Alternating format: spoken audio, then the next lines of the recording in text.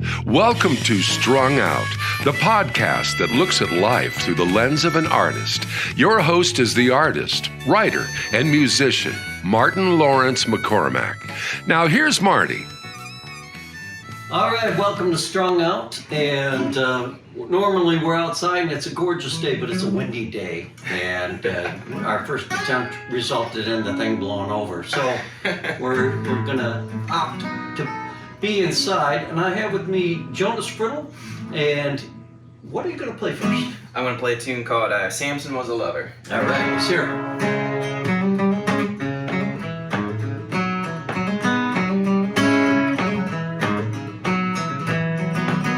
Samson was a lover, though he killed 1,000 men. Sweet as any honey pulled from a lion's head. Hard as any jawbone when it came to a woman's bed. Samson was a lover, this is what he said. What would I do for love? What would I do for love? Would I do what I have to like everybody does? What would I do for love? Samson was a fox catcher and a fire starter too. He struck his match at the Philistines, he laid them in their tombs. But the fire in his heart that his own mind consumed. And I can feel that heat, darling, when I'm next to you.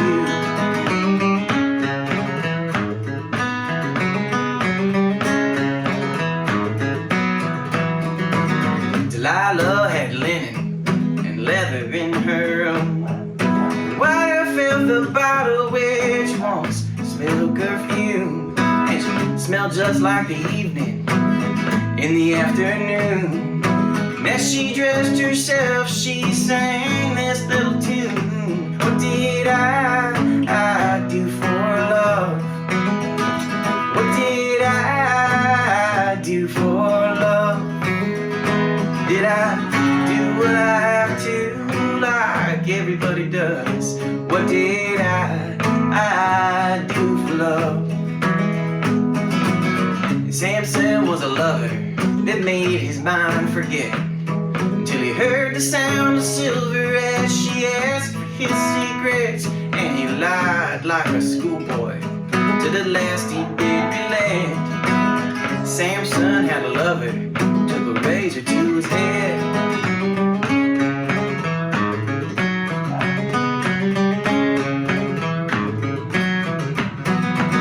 Samson was a lover and love's famous blind.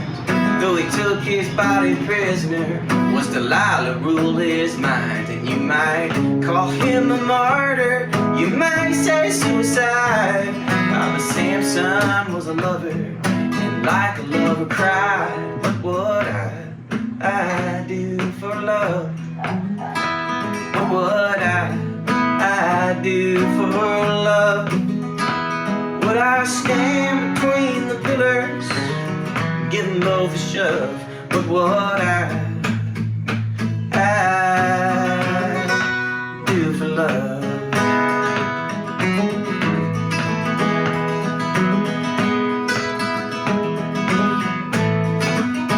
And I heard this story 1,000 times, and still I look at you. Wrap the question around my wrist, baby, what would I do? You ask me for my secret, I tell you, darling, true. Samson was a lover, and I'd be the same for you. Samson was a lover, and I'd be the same for you. Samson was a lover.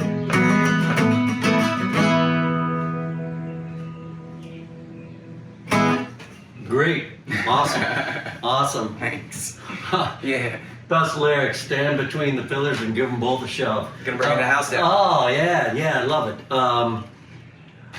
You have that great mountain twang in your delivery, which I love to hear because it's authentic. Yeah. And tell us a little bit about your upbringing. You're not from Chicago originally. I'm not from Chicago originally, no. I was born in Central North Carolina, and then moved right before I got into high school. I moved to Western North Carolina, Black Mountain. So that's a little outside of Asheville. It's usually the place that people recognize the most from that area. Very popular place now. It is now. Music town now. Yeah, it was a little quieter when I was growing up. It's still kind of shut down around 9 o'clock at night, but that is not the case anymore. No. Yeah. No. It's fun to see it spring to life, but like so many of those music towns, everybody and their sister kind of moved there. And it's a good time to get out of town sometimes. Yeah. I think a lot of people. There's a lot of music. There's a lot of traditional music kind of in the history of the place, and a lot of people, a lot of musicians are drawn there for that. But I think working musicians who are there mostly have to get out of town. Have to get on the bus. And did that bring you over to Tennessee then, or you seem to? I think in reading your bio, you spent a little time out there in Tennessee or Kentucky. Kentucky. Yeah. Okay. So I went to school at Berea College in Kentucky, which is a little south of Lexington. Yeah. That's where I kind of started playing a little bit of bluegrass. There's a bluegrass program at the school, so I learned to play some upright bass and kind of got into the traditional music scene really there during my time at Berea College. So I guess I've kind of had a steady progression north and doing the west. little L. That's a friend of ours with the band is was the head of the American music and folk music at University of Kentucky down in Lexington, Ron Penn. So I'm sort of familiar with that area, but here comes the dog. Okay, That's sweet. Capers. Hey, Capers. Was it in your family then, this kind of, the whole bluegrass mountain music? I wouldn't say the mountain music. I mean, I grew up listening to, there was a lot of like Doc Watson, and one of the albums I heard a lot around the house would have been like the Nitty Gritty Dirt Band's Circle record, and then maybe some of the trio stuff, Linda Ronstadt, Dolly Parton, that kind of thing was around. But then a lot of my parents' music would have been was like that California songwriter, like the Jackson Brown, Bonnie Raitt, James Taylor. James Taylor. Maybe a little bit of Crosby, Stills, Nash and Young. A lot of that, and America maybe, and I don't know. Yeah, not as much of them. I know the tunes, but that one wasn't so much in there. Marshall Tucker. Do they ever go that direction? A little less of the blues rock scene. I think of that kind of leaning. I think maybe Allman Brothers was the one. So I had the Fillmore East record was one of the things I like to listen to the most. Did you know as a young person that you were going to follow or go into music? Was there anybody else in your family that was musical? Or? My parents are both very musical. My dad was the person playing the guitar around the house and singing the songs, and even after his first retirement, owned the Black Mountain music shop, the local music shop, for a little while. My brothers both play. My mom sang around the house. I don't know if I would. I don't know if I had any. I didn't have any intention of going into music, but I definitely enjoyed it and was writing songs from a pretty early age for the fun of it. But I don't think it was until I really got sucked into some of the trad music. The old-time music world while I was in Kentucky and then traveling a little bit abroad.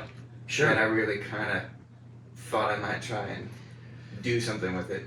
Was before we started filming, we both talked about being in Ireland, and was your travels to Ireland music inspired, or did the music just kind of happen while you were there? No, it was specifically for I caught a lucky break and I got a fellowship right out of school, so I had a little funding and to go do follow my interest, and I was really interested in specifically at that time how communities might be formed around traditional music in some different places.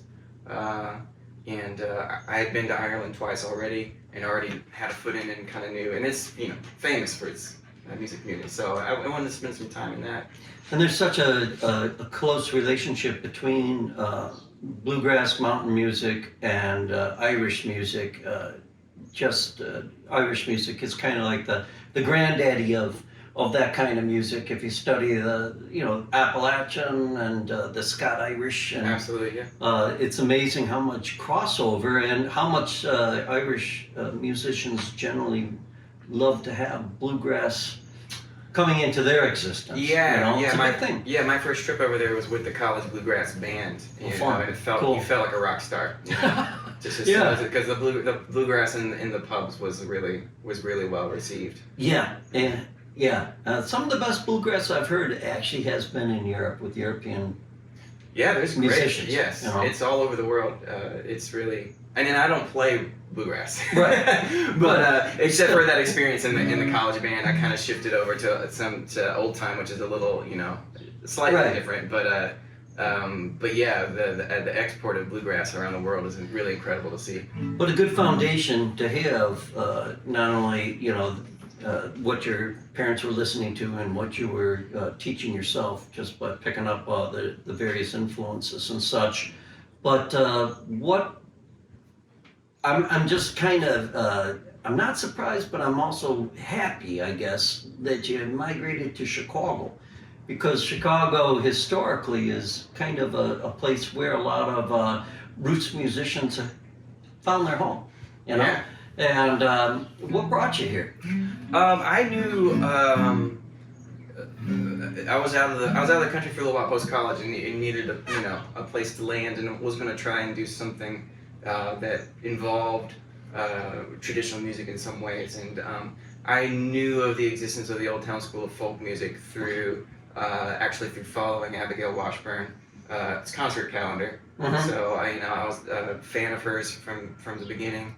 I liked the climber banjo playing, and I had seen that as a venue that she was playing on her concert list, and I clicked on it and took a peek around. I had a friend who was living in Chicago at that time, and so I came to get a little summer job and sleep under his dining room table for a summer while I kind of figured things out. And I've been around here ever since. Yeah. Now, was your wife, is she a Chicago gal or? No. I met Laura in college in Kentucky, and she's from not far from Berea and Waddy-Peytona. Oh wow. Yeah. So.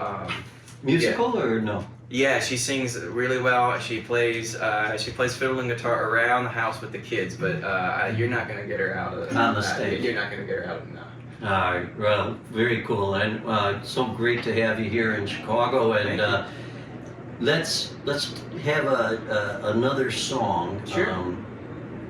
Yeah. What do you want to play? Here, I'll play one off a record I put out a few years ago called "The Last Place to Go," and this is that title track. So we got Jonas Friddle here. We got the train going by. We'll let her pass and let him jump in, and after this, we'll take a little break. All right. The Last Place to Go.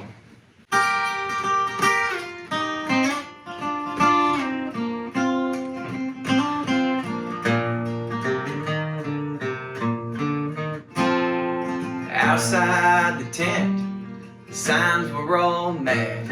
Inside the tent, the clowns were all sad. The seats were half empty when the ringmaster took his last bow. There was candy and popcorn stuck on the shoes.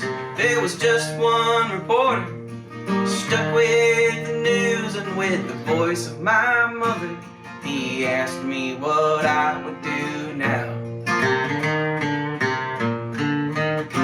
Oh, how am I supposed to run away now? They've taken the last place to go.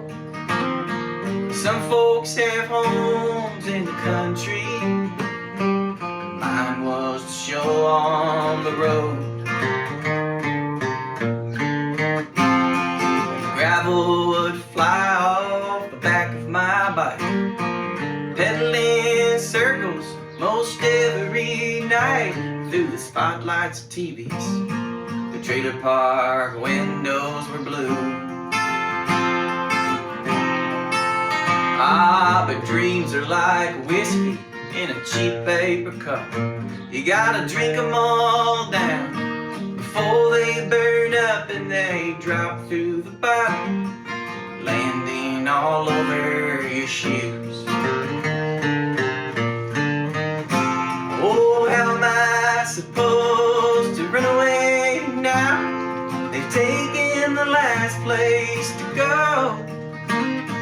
Some folks have homes in the country, but mine was the show on the road. Here's the trumpet part.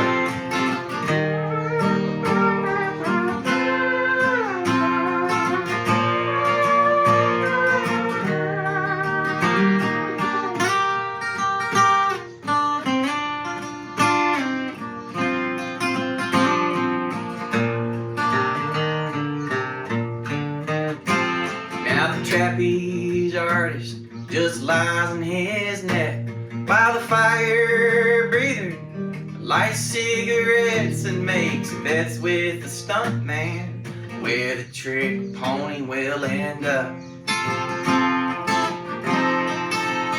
And the Florida plains have a new sound. It's the crying of trumpets shaking the ground. The elephants are free, and me, well, I'm shit out of luck. Oh, how am I supposed to run away now? They've taken the last place to go. Some folks have homes in the country, but mine was the show on the road. How am I supposed to run away now? They've taken the last place to go. Some folks have homes in the city, mine was the show on the road.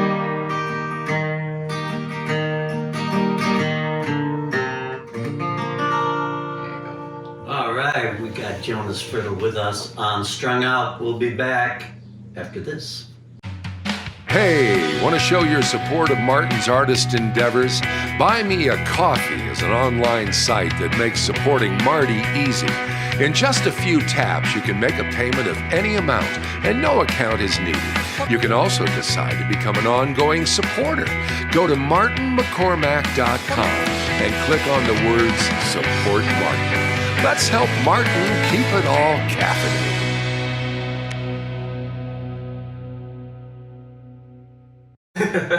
We are back. I have to give you props because we had 3 takes with that last song because we had a guy at the door, the dog went ballistic, and that's the beauty of these things. It's what you see is what you're getting. And I usually save this for the second podcast, but you really craft some fantastic songs. Oh, I mean, there's a great story and just some really pithy, the whiskey in the paper cup and what's the story behind that song? Between the last place to go, Yeah. I had a friend of the family's reach out. They had a couple of extra tickets to the last time the Barnum and Bailey and Ringling Brothers came through Chicago. Okay. And took us out. So my daughter was pretty young at that point, and we went to the, it was her first circus, and we went back. I don't remember how many. It wasn't long later, maybe a couple of months or so. That the newspaper, had an article in it announcing like that was actually their last. They were shutting down. Yeah. So I kind of sat there and thought about it. I had some pretty early memories of myself of the circus coming through Walnut Cove, which is the town in central North Carolina when I grew up. And I remember, going. I remember a fellow student at the grade school that I was at coming, actually handing out flyers to protest the the treatment of the elephants specifically, and sort of, you know, for that to kind of come around that much later in my life with my, you know, my own daughter at the circus, and all of that was really just kind of a full circle morning for me. And you talk about a thing with the circus that's so rich in Americana. I mean, it just, and those gigging entertainers, those people living a life on the road.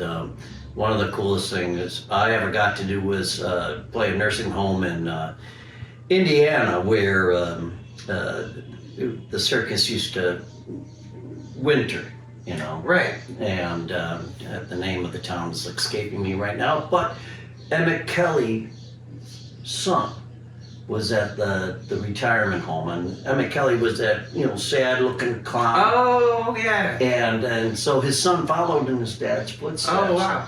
And so his whole room was festooned with pictures of, you know, not only his dad but himself. And I just always marveled at that, the idea of the circus, just those people, and maybe that's what us musicians are trying to emulate, you know, that idea of like getting on the circus train and going to the next destination, and to do that in such an ensemble. So, but just a rich song. I love it. I love what you put together with it. So, we were talking a little bit earlier about the Old Town School of Folk Music, and the Old Town School is such an important institution for the country. So many different other schools have emulated what they've done, and that. Are you involved still with Old Town? Are you on the staff? Are you working with them, or? Yeah, I teach there quite a bit. Perfect. Yeah. In all ages and a lot of different instruments. So it's a nice way to keep, you know, variety in what I'm doing from day to day. And you have your claw hammer here. And did you start on claw hammer, or did you start on flat top? Yeah, no, it's probably, I mean, the first instrument technically probably would have been piano, but you know, I begged to quit that for years, you know, and finally my parents let me quit. But then I did ask for a guitar. My dad got me a yard sale harmony, and I played on that. So yeah, the guitar was that was the first. Banjo is actually the last instrument that I made it to. And I as soon as I was playing claw hammer, seriously, I regretted the time I had not had it, because I do think like that's the instrument for me. Really. Oh, cool! So it literally was your calling to pick that thing up. I just love it. I never get tired of playing claw hammer banjo. Yeah, it's a great instrument. I spent a very brief time in college trying to play it. Yeah. And I was down in West Virginia, and I just remember this guy, you know, saying, "Well, that's a very interesting way you're playing," which was very kind of him. You know, back in this holler, and he took upon himself to put together a cassette of different, you know, banjo music. But needless to say, I ended up playing bass guitar and guitar second. But Old Town School is a perfect place to have the banjo and to be teaching. And tell us a little bit about that. What a great gig to have for music. Yeah, I mean, you're pretty, you tour pretty regularly, right? Yeah. Yeah, so, you know, that kind of lifestyle is pretty tough. It What do you is. say? Yeah. So, yeah, I think the idea from the founding of the school was, I mean, it's pretty small. As Frank Hamilton and Win Strachey got it started, and it was for Frank, the first teacher, a way to, I think, kind of balance out performing professionally and having some sort of steady local income that you weren't traveling to do. And I think that's kind of maybe, I don't know, the history of the school is interesting. It's very organically grown out. I don't think it was like planned to be the thing that it is today. Not at all. And so in those terms, like as a thing for somebody to do, or maybe they don't see the touring life as part of their path. You know, you can have a day job that's still musical, that's still connected to the community of people that you like to be around and like to work with artistically, and then you can go out gigging on the weekends or in the evenings at the local spot. Chicago's great for playing around. Chicago has a lot going on, and one of the things that is nice to see is a resurgence in live venues, small venues too.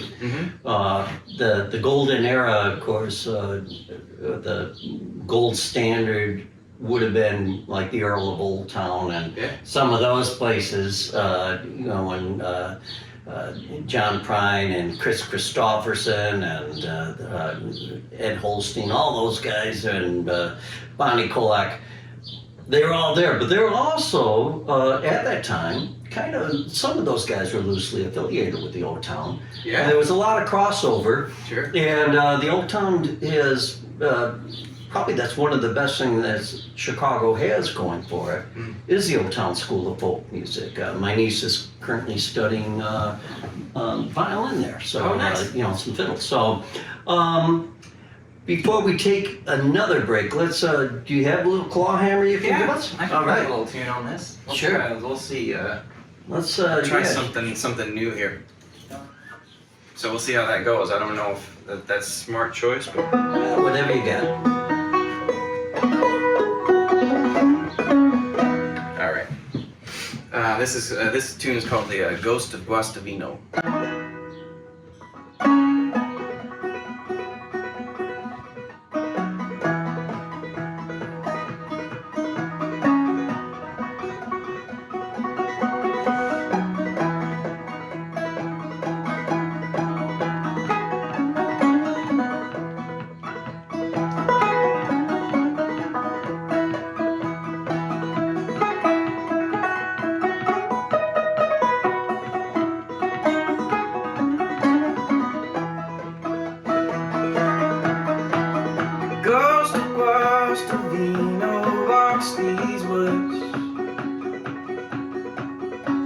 Soft and steady lantern in his hand.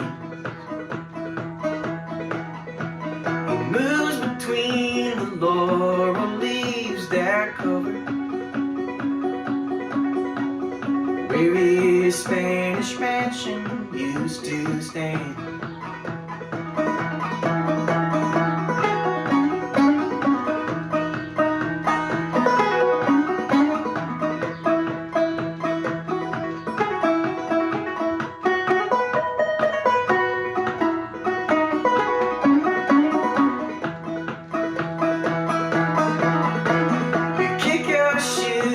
Against the cellar wall, it's all that survived when the place burned down. Move with me between the laurel leaves. We'll find a place and lie down on the ground.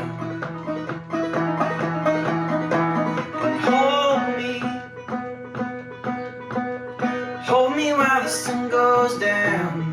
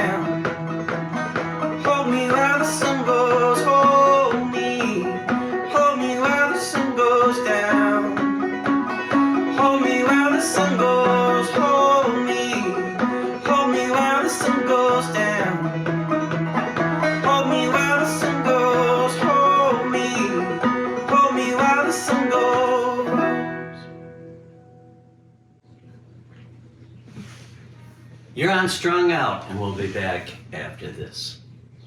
Hello, I'm Polly Chase, here with artwork by Marty McCormick. This is titled Dream. It's an 8x10 pen and ink drawing. Be lovely in an office or child's room, anywhere you need inspiration to let go and see where your dreams can take you. To inquire about pricing and to view other pieces of Marty's artwork, go to martinmccormick.com. Thank you. Back to you, Marty. We're back, and for those of you that are watching the podcast version on YouTube, we've got a really cool looking banjo here, and I love this cutaway here. Oh, yeah. For lack of a better way of describing it, I've never seen that before. Little fretless sort of setup on the board. Why is that? Yeah, so for climber banjos, this is not a typical shape for it. Yeah. But there's usually what we call a scoop right at the high part of the neck, because climber banjo players actually like to play right there. So that's the... Whereas opposed to bluegrass players are kind of getting their fingers in right where it's brighter next to the bridge. Okay. Typically, climber players, don't have to, but a lot of them are keeping their fingers right there. So it's a way to kind of keep from having to run your fingers into the fretboard. Into the fretboard. Very, very cool. Yeah. Very cool. Yeah, I guess I'm a little more used to the bluegrass version with the picks and all that. That was. But this is very neat because it's just it's a beautiful looking instrument. Yeah, Chuck Lee built this banjo. So Chuck Lee makes them. He's in Ovilla, Texas.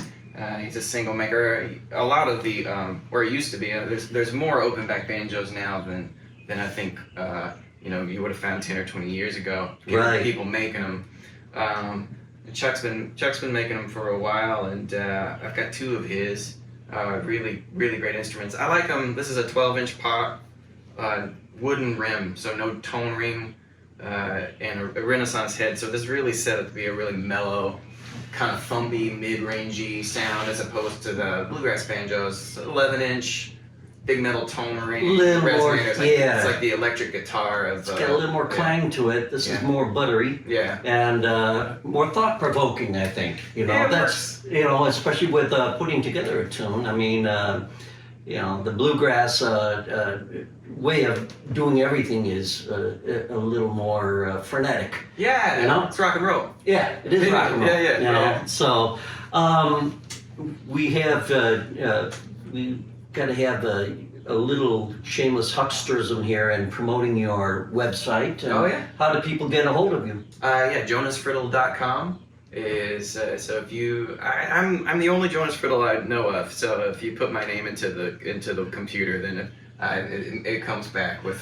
Where does the name Friddle come from? That's kind of a unique name. Yeah. I think the thought is maybe it lost an E and an umlaut somewhere, so maybe it was a Friddle, like a Dutch German. Maybe, yeah. I think there's that from that side of the family, and then mom's side of the family, the Evertons, are a British bunch. So yeah. So you got mixed up like most people.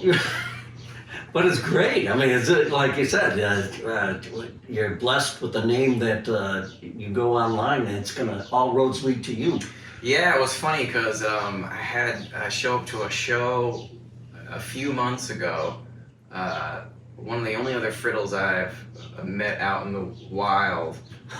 He came, so he drove all the way up from Indiana to see the show. I was playing Hainani in Arlington Heights, and he drove all the way up from Indiana because he had found my name, because he does apparently genealogy for Friddles, and he had found me and he had reached out to me and to let me know there's actually, apparently, I haven't checked this out yet, but a group of a good number of Friddles. A Friddle family reunion. Like kind of Friddles, that I'd never known about. So. Well, that would make sense, I guess, depending on how far back it was when Friddle came into being. Yeah. Well, what a blessing in that sense, having a name like that. And Jonas Friddle, it's got a real Americana feel to it. Yeah. I think. Yeah, that's nice. Martin McCormack, not so much. I mean, it's very Irish, and Irish. what you end up with, I ran into a couple other Martin McCormacks. One is an Uilleann pipe player. Those are my favorite. Yeah, and he's fantastic. And then there's another Martin McCormack who's in Ireland as well, who paints using peat, turf. Wow. As the kind of the medium. Wow. Yeah, both great artists, and another guy's a race car driver in Australia. So I mean, it's an interesting, so that's why I like when I do my own music and stuff, Martin Lawrence McCormack, because it's just to differentiate. But let's wrap up this podcast, and can I hold you over for another one? Do you have time? Sure. Yeah. Great, because we delve a little more into the singer-songwriter aspect of things, but when is Chicago going to be your home? Do you feel like this is? Are you going to just keep migrating north and west? Are we going to find that's funny? You're in Regina, Saskatchewan, or something like that the next time we bump into you? You should ask. I mean, no, I don't think I'll migrate further north and west, but I have started in recent years working with an event space that is north and west up in Wisconsin. It's called White Oak Savannah. It's in Dodgeville. It's right across from Governor Dodge State Park. Okay. And I've been working on helping get some arts programming up in that. It's a beautiful event space, and I've been helping to put together a music festival there for a few years. So I don't think I think I'm as far north maybe as I'm going to live, but I do keep finding, I do keep finding interesting things. The further north I go, for some reason. Well, that part of the Midwest up there, you're getting into. That's where my partner Brian Fitzgerald now lives. He's up near Lansing, Iowa. So 2 hours. Sure. You keep going on 18, and you end up in Prairie du Chien, and then just a little north. That's the Driftless. Right. Which is beautiful. The best part of the Midwest. Right. It reminds me a lot of Central North Carolina, or a little It's got the hills and the greenery. The trees are different kind of trees, but they're there. Yeah. It's and what got you? How did you end up doing that with the? It's through teaching. So a longtime student of mine has had that space and invited me to come up to see it sometime, and had some really beautiful aspirations for what the property could be, and I was very happy to try and chip in to see if some of those things could be realized. And is there a website that people can hook into that? Let's plug them to. Yeah, absolutely. It's White Oak Savannah, no H. Okay. Yeah, so whiteoaksavannah.com. No H. And if folks are listening and looking for a good time. The festival's in August. It's really great. There's going to be an old-time music weekend with a lot of instructors and jamming happening in July. And then for the Deadheads, there's a Grateful Dead workshop weekend led by a couple of teachers at the Old Town School of Folk Music. They're going to come up and do that. That's towards the end of July. So a lot of fun things going up there. Well, I've got a player that's great on mandolin and flat top guitar, and he's a luthier, and he's out a little further west out of Dodgeville. He's closer to Gaze Mills. All right. And so I'm going to hook you up with him. Please. Kevin Dose. Great. Just a great performer.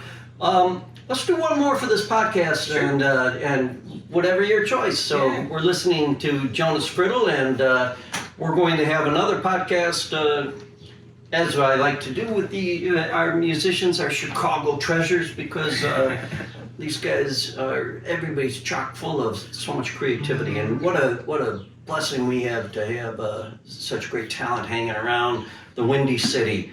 This used to be the home of the old WLS barn dance. Yeah. And I kind of feel like we're bringing it slowly back. And I think that's really true. I don't know.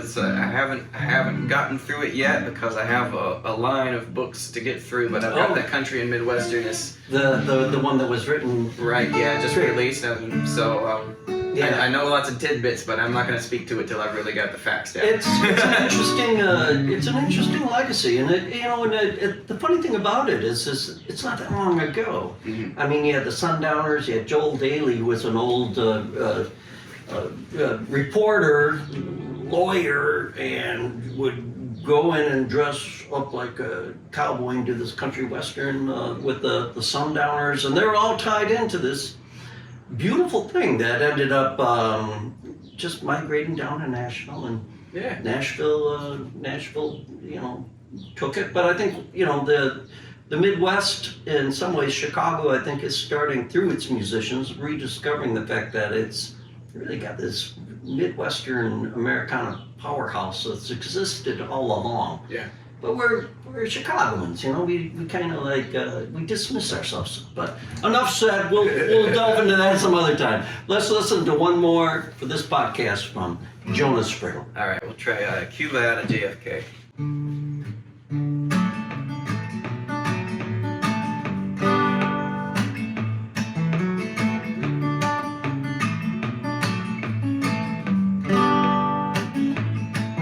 We were Cold War babies, we loved us a good news reel. We check the NASDAQ market when we want to know how we feel. I used to wear my Air Jordans like they were my Sunday shoes. Your daddy looked like Tom Brokaw, baby. My mama sang the Sunday news. She sang, life's been different since we dropped the bomb, and we treat each other like it's Vietnam now. Who cares what side you're on? When you gotta get away, you gotta get it. I'm headed down to Cuba, baby, flying out of JFK.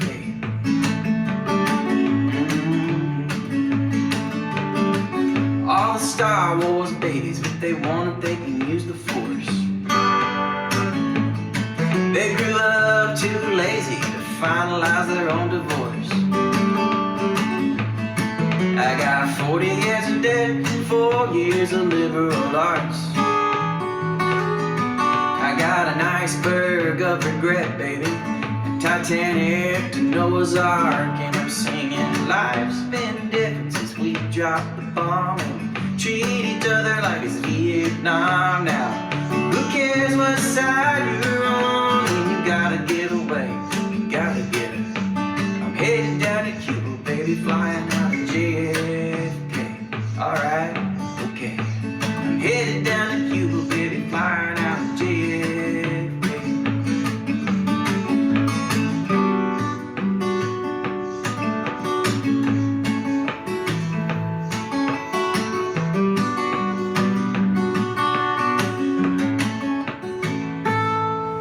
So if you want my money, honey, here, you can have it all. Call it a souvenir, baby, a piece of the Berlin Wall. And I ain't a sympathizer, but I reckon I can reconcile. Maybe we can too, baby, maybe we should wait a while. Cause life's been different since we dropped the bomb, and we treat each other like it's Vietnam now.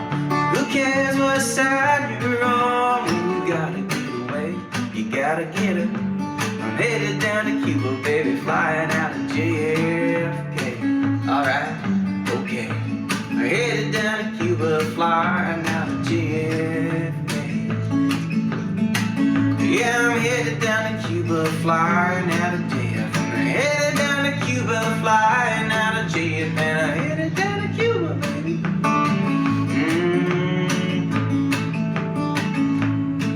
Slow fade.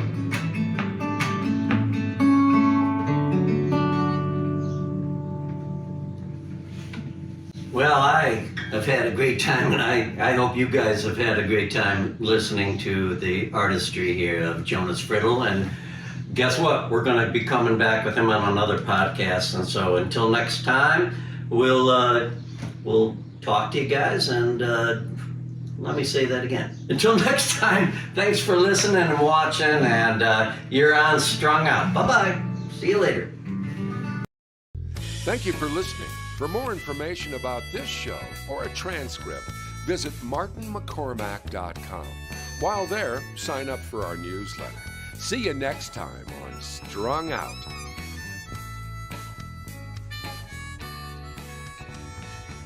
some wrong, this pain we feel makes no sense at all. A swan song wasn't part of the deal, was no curtain call. Given no choice, given no step.